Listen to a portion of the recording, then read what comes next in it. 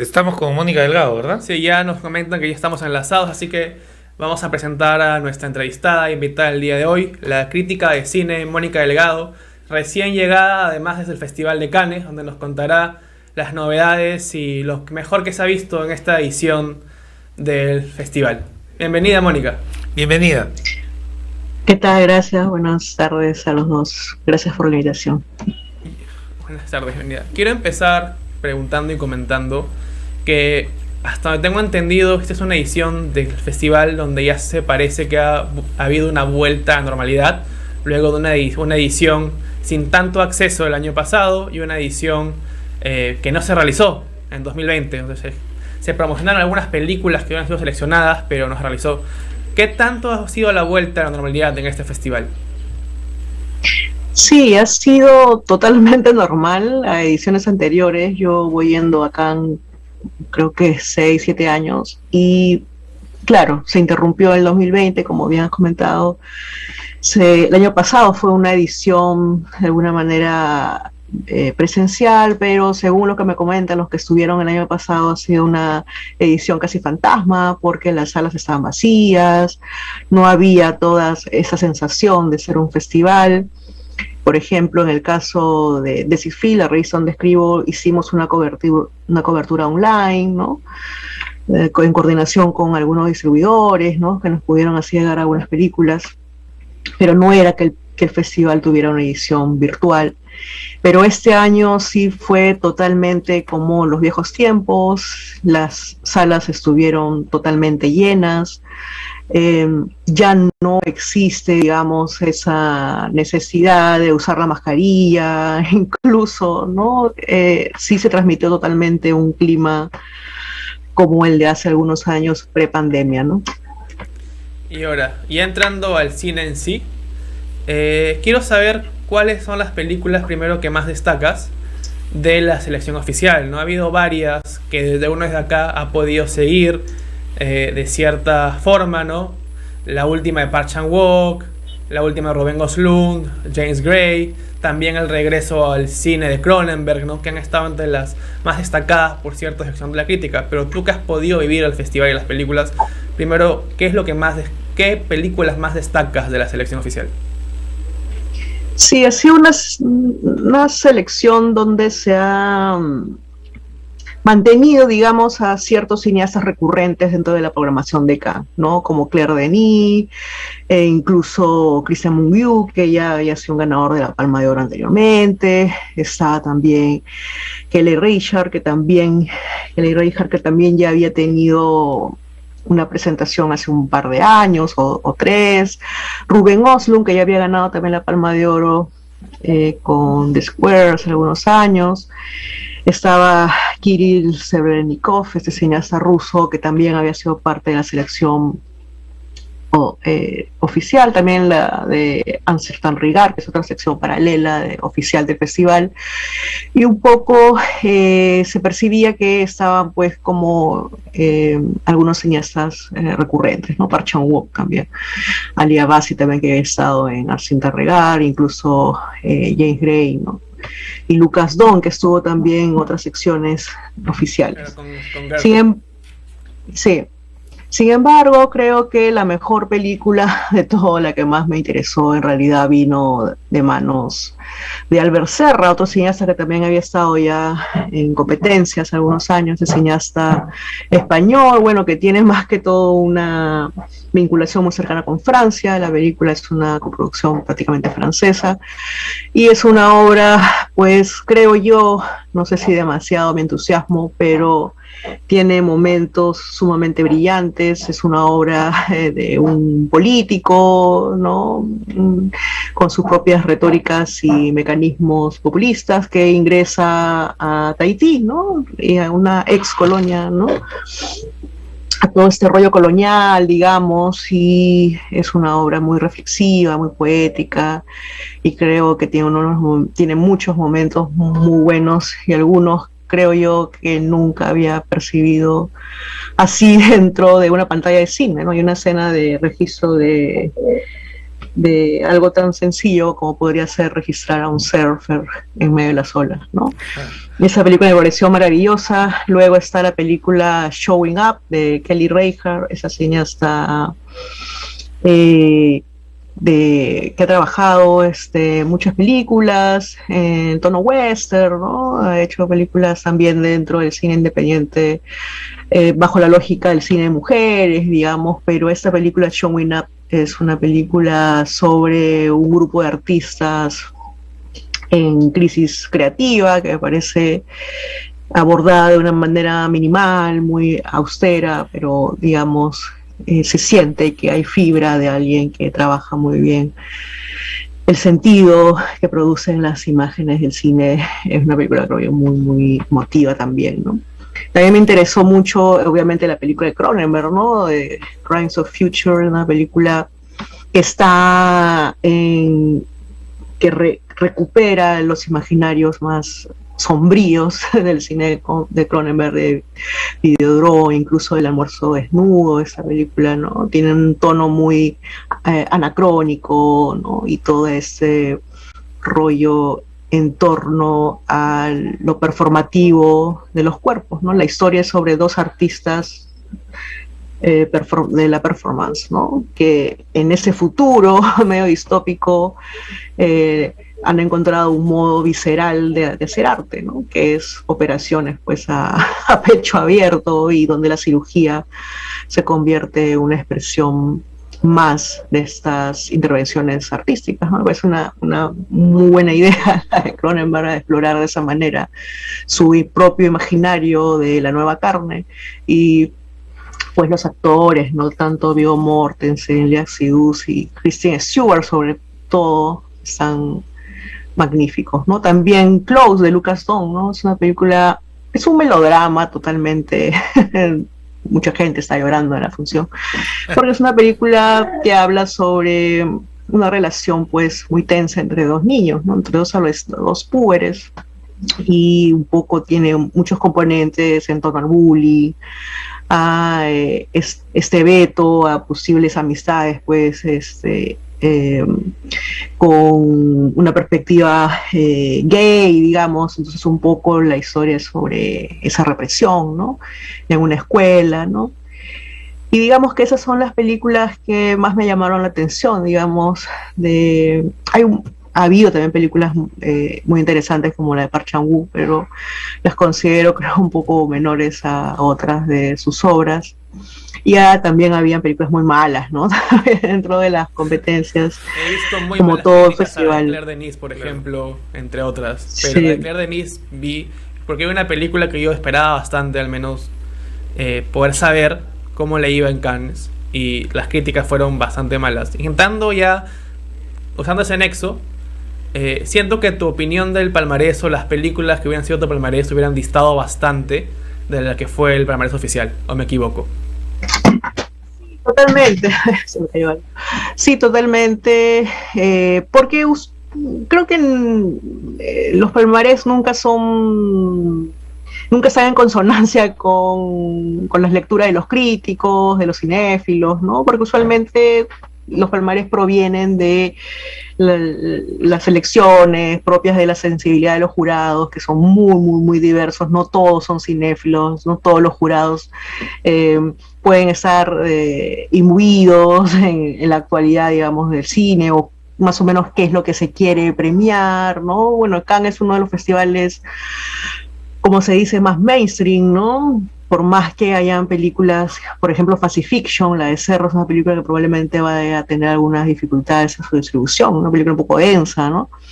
Son para algunas películas un empujón, y para otras es la afirmación de un terreno comercial pues que ahora está en las plataformas de streaming, que ahora está en algunos estrenos muy, muy, muy específicos. Por ejemplo, he visto que la de Cronenberg va a estar lanzada, ya se estrenó creo estos días en Canadá y otros países, pero va a estar en Video on Demand, por ejemplo, y otras películas que ya han sido anunciadas, Sí, por ejemplo, por Movie. Movie, ¿no? Y otras plataformas.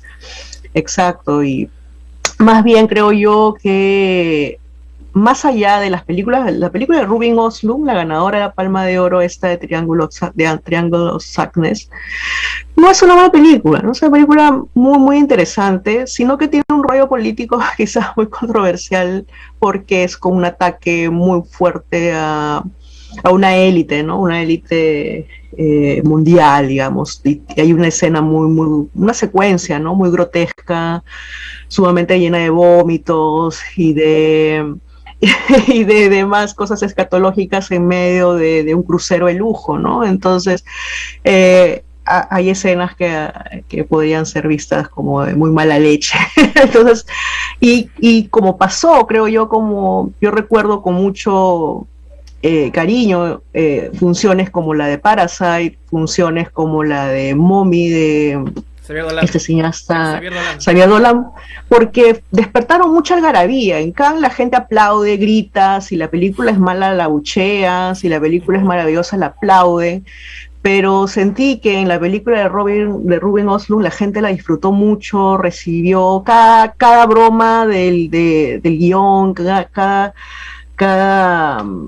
diálogo ingenioso en los personajes, la gente lo celebraba, aplaudía, gritaba, fue una función un poco eufórica, sobre todo en la primera mitad de la película, la segunda como que decae un poco, pero creo que La Palma ha estado en sintonía con ese sentir del público, que el público quiénes son, pues los distribuidores, los productores, ¿no? La mayoría del público de Cannes pertenece a la industria, ¿no? Más allá que también haya prensa incluida, pero los espectadores de Cannes, como es un festival de mercados, ¿no? Participan sobre todo los compradores, los distribuidores, productores, publicistas también, y esa película fue muy celebrada e imagino que un poco el jurado también quiso estar en sintonía porque estamos en tiempos de pandemia, ¿no? Y hay una idea de seguir reactivando el negocio y la industria del cine, ¿no? Ha sido muy chocante, incluso a nivel mundial, este descenso de la asistencia a las salas, y un poco esos tipos de festivales están en esa lógica muy, muy comercial, ¿no?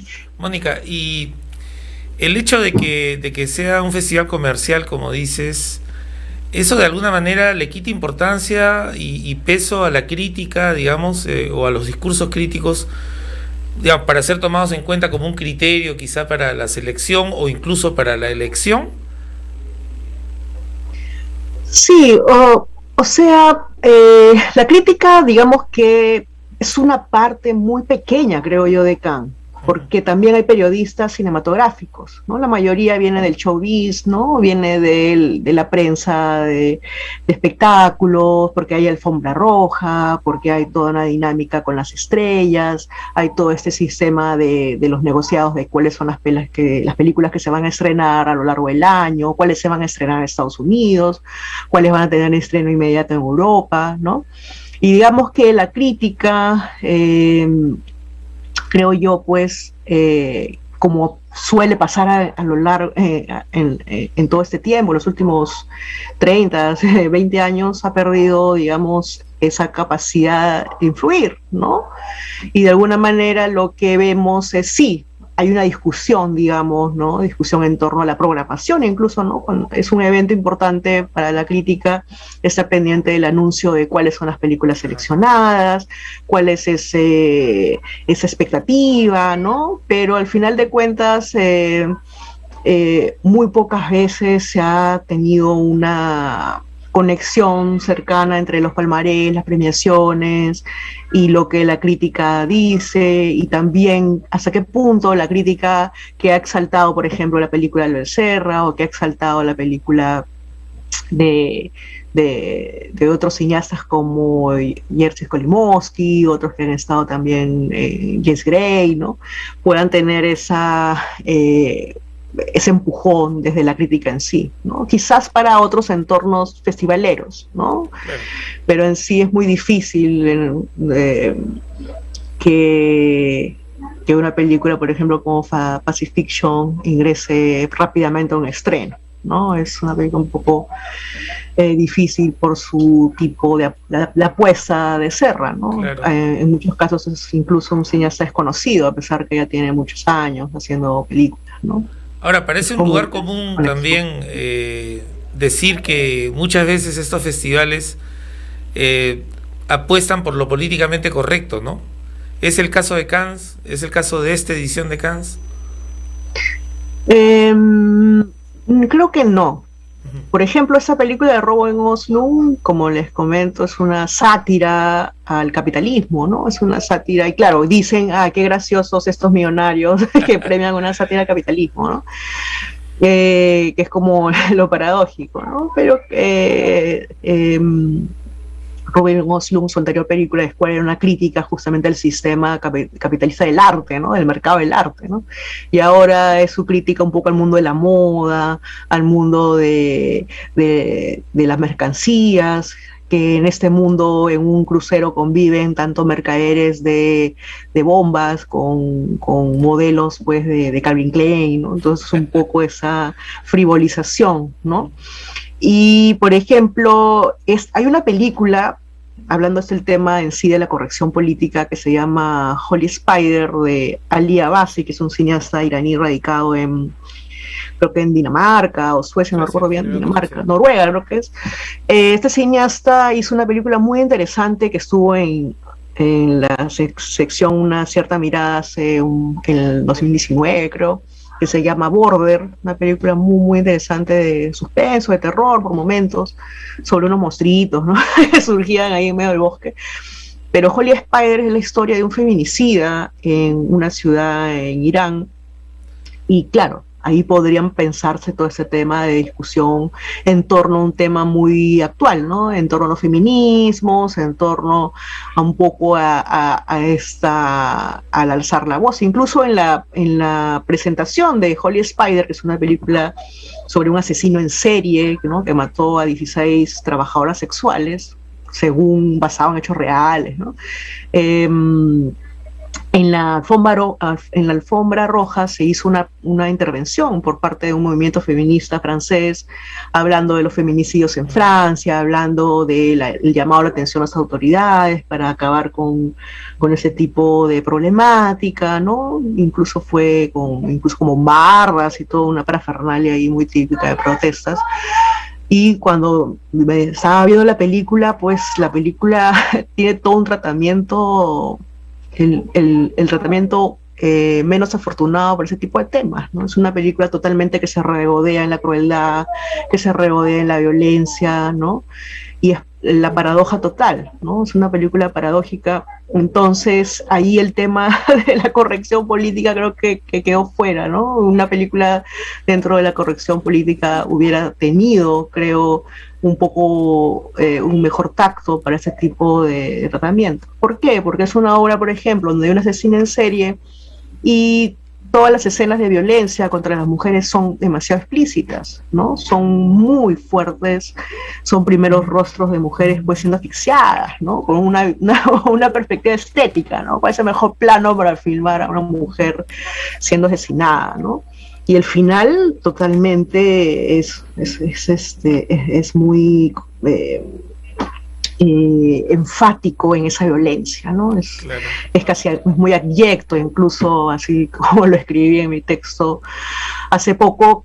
Y por ejemplo, hay uno que se pregunta, ¿no? ¿Hasta qué punto, o sea, si es que existe ese tipo de corrección política? Más bien al contrario, este tipo de festivales se regodean en un tipo de violencia a modo de expiación de culpas, ¿no? Hay muchas películas que se regodean en la pobreza de los sirios, en la pobreza de los migrantes, en el narcotráfico y horror latinoamericano en torno a esa violencia, ¿no? Hay muchos tópicos que se basan en ese regodeo, ¿no?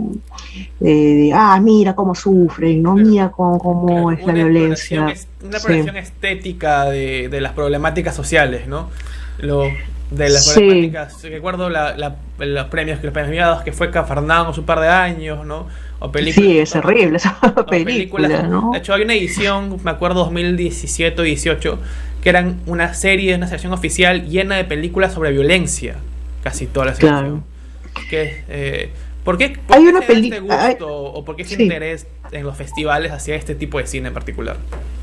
Sí, justamente en esta edición en Quincena de Realizadores, que es otra muestra paralela, ¿no? Organizada por este colectivo de cineastas, de realizadores, ¿no? Que ya tienen muchos años, o en Semana de la Crítica, que es otra muestra paralela también en Cannes. Por ejemplo, en quincena de realizadores hubo una película colombiana que se llama Un varón. Esta película, voy a buscar el nombre del cineasta, en esa película tiene todos los elementos de la pornomiseria. Es decir, es una película sobre unos jóvenes delincuentes, microcomercializadores, abusivos, machistas, viviendo en una barriada de Bogotá, ¿no? Una película de Fabián Hernández, su ópera prima. Tiene todos los elementos, todos los condimentos de esa podredumbre que usualmente vemos en las películas latinoamericanas en los últimos 30, ¿no? 20 años, ¿no? Incluso las últimas sesiones del 2019 o el 2020, muchas películas mexicanas, colombianas, sobre justamente la violencia institucional de narcotráfico, ¿no? De los feminicidios y demás, que también es un tema muy tocado. Sin embargo, a pesar de todos esos elementos, esta película Un varón escapa a ese tratamiento, ¿no? Tiene todos los elementos que uno dice, bueno, esto va a ser algo más ya, lo típico de los festivales europeos, que se sientan atraídos por esas temáticas latinoamericanas. Sin embargo, la película tiene un tratamiento muy, muy distinto, ¿no? Es como que, a pesar de todos esos elementos que uno dice, sí, pues es más de lo mismo, pero el tratamiento que le da el cineasta crea un retrato muy, muy interesante sobre un hombre, un joven que se siente un poco afectado en su masculinidad, ¿no? En un entorno de machos, claro, sicarios, ¿no? Muy, muy interesante, es una sección, digamos, ¿no? Mónica, pero usualmente, claro, va por el otro lado, ¿no? Y tú dirías que esa expectativa, digamos, esa expectativa que hay frente al cine latinoamericano, terminaría quizá perjudicando o limitando la presencia de otras películas que pueden ir tranquilamente en otra dirección. O sea, se espera que el cine latinoamericano tenga una participación en ese marco de violencia, pobreza, miseria, y eso, ¿no crees que es un limitante para otros directores quizá? Sí, totalmente, ¿no? Por ejemplo, en esta edición identifiqué, por lo menos de todas las películas que he visto, que todas tenían un personaje francés, ¿no? Es como que tu película podría ser en Portugal o podría ser ambientada en Egipto, y siempre iba a haber un personaje francés, ¿no? Porque es como, me parece un fenómeno interesante de analizar, porque es como una suerte de, ya no es el país, digamos, hegemónico, generando las fórmulas, ¿no? De tendencias, ¿no?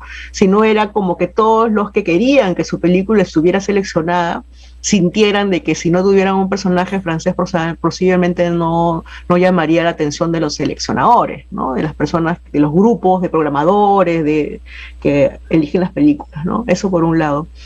Y por otro, por ejemplo, ya hace algunos años hay un tipo de requisitos que se tienen que cumplir temáticamente, estéticamente, ¿no? Para poder acceder a estos mercados, ¿no? Para poder acceder al universo de los festivales, ¿no? Entonces muchas películas latinoamericanas se hacen pensando en estos laboratorios, en cómo conseguir coproducciones, en cómo entrar a estos mercados más grandes de festivales, que es de cine independiente, y en esa búsqueda moldean sus guiones, cambian un poco, le agregan algunos elementos para que puedan entrar a estos mercados, ¿no? Y un poco por eso muchas películas agregan elementos de softización, elementos de color local, ¿no? Un poco centrados en esos tópicos de lo que se cree es la violencia. Y no solamente con el cine latinoamericano, pasa lo mismo con el cine asiático.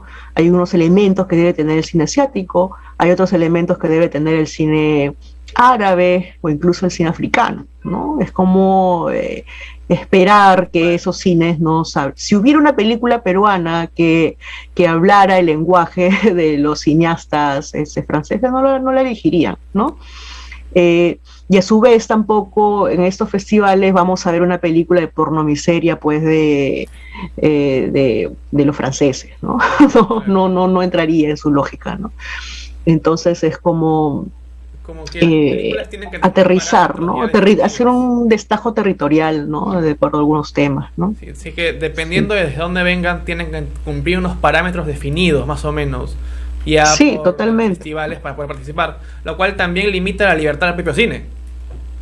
Totalmente, ¿no? Son mercados específicos y por eso es que siempre son los mismos. Es decir, por ejemplo, Mia Hansen-Løve, que tuvo una película interesante, ¿no? En Quincena de Realizadores, siempre aparece en Cannes o en Berlín, igual que Claire Denis, como pasó hace algunos años con Naomi Kawase, o con muchos cineastas que están, incluso jóvenes, es decir, entran al sistema, por ejemplo, de Cine Foundation, que es este espacio también de formación, de coproducción, de laboratorio.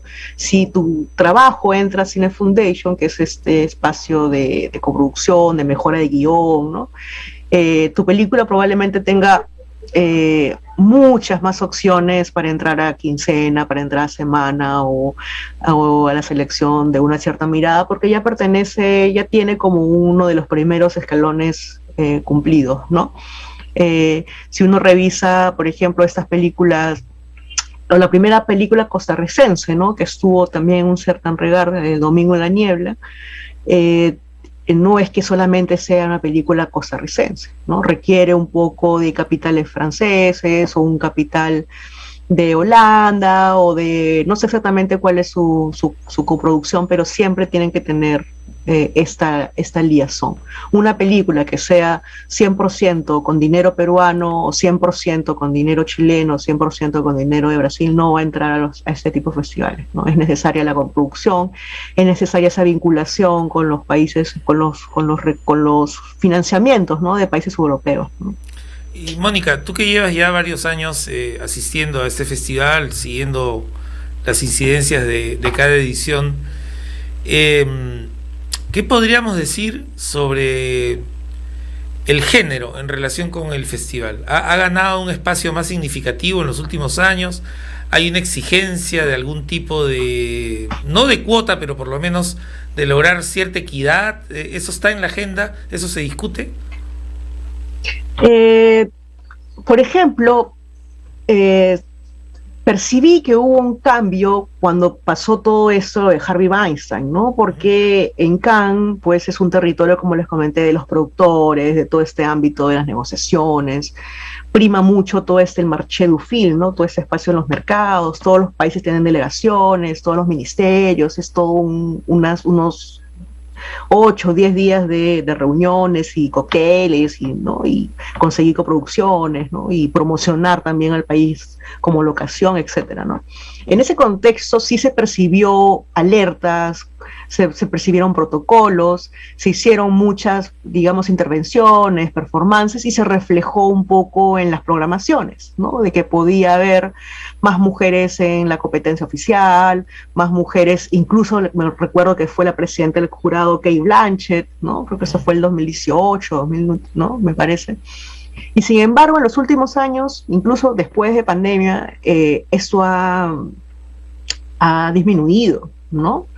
Por ejemplo, en la selección oficial creo que habían solamente 3 películas de mujeres, ¿no? Estaba la de Claire Denis, luego estaba la de un poco para, estaba la de esta actriz también, Valeria Bruni-Tedeschi, ¿no? Estaba también de otra cineasta, Leonor Serrell, pero a veces parece como que entran como de relleno, es decir, ya también hay mujeres que son cineastas, pero uno compara la calidad de esos films y uno se dice, ¿por qué esto aquí? ¿No? ¿Por qué está esa cineasta aquí? Claro. Igual con los hombres, ¿no? Por ejemplo, en la selección habían películas de Egipto, películas de Italia, y uno se preguntaba por qué estaban ahí, porque ahí priman otros factores, ¿no? No solamente es la cuota, no solamente es, hay que hacer un mapeo territorial, ya qué películas vienen de África, qué películas vienen de Asia, ¿no? Es más reducido, creo, porque son como las productoras de siempre, las empresas de siempre, pero sí se notó una disminución, ¿no? Y que claro, en el palmarés que le hayan dado un premio a Claire Denis podía de ser ante una película como la que hizo, ¿no? De muy mala recepción, ¿no? Fue muy mal recibida.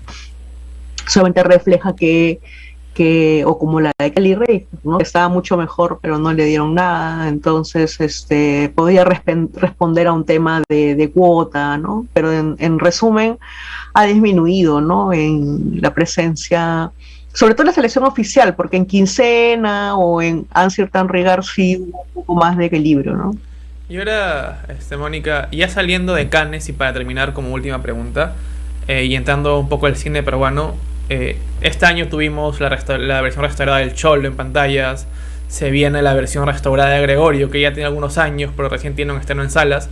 ¿Por qué es importante y por qué se debería restaurar estos cintas antiguas o de alguna historia en el cine peruano y por qué se deberían reestrenar? Sí, por un lado para reconectar con los nuevos públicos, ¿no? Y también porque es un derecho de nosotros como espectadores ver las obras en mejor estado, ¿no? Sí se lamenta, ¿no? Claro, sí se lamenta que no haya pues una institución que agrupe, ¿no? Una cinemateca, un archivo nacional, incluso un archivo online, ¿no? Como tiene Chile, por ejemplo. Eso sí se lamenta, pero definitivamente debería pertenecer esto a una política pública más amplia, ¿no? Porque digamos que, por ejemplo, la película Cholo, ¿no? No se resolvió por iniciativa de alguien de Perú, de una institución pública, ¿no? Eso fue hecha con fondos, me parece, de alguna universidad de California, en Los Ángeles, creo, y fue iniciativa, pues, de Andrea Franco, ¿no? Esta cineasta que es pariente, hija, creo, ¿no? Del director de Cholo, ¿no? Entonces un poco es esa las motivaciones usualmente, ¿no? Gregorio me parece que sí ha obtenido recursos, como pasó con Juliana, que recibió fondos del Ministerio de Cultura, pero sí es necesario, por un lado, ver, ¿no? Hay mucha gente que descubrió Juliana con ese reestreno, ¿no? Y que además que se revaloró incluso la existencia de una película como Juliana dentro del panorama de la historia del cine, ¿no? Hay películas que en su momento fueron estrenadas y fueron subvaloradas por diferentes razones, y un poco estos reestrenos permiten también valorarlas a la luz del cine peruano, pero también de las formas, las estéticas del cine peruano, en este caso de esa ficción híbrida, ¿no? De lo que significó Juliana en la época de su estreno, ¿no? Y que si uno revisa un poco las críticas, pues no era que se la ubicara como se la ha debido ubicar, digamos, ¿no?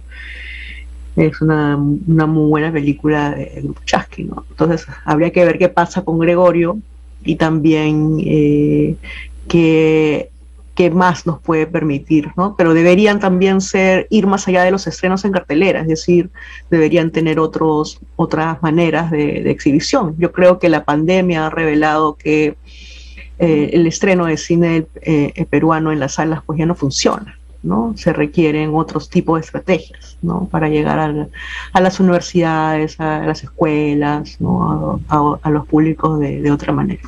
Que, bueno, muchas gracias por tu presencia y por la entrevista, Mónica, y ojalá tener otra ocasión para poder volver a conversar. Por supuesto, muchas gracias, Mónica, un placer conversar contigo.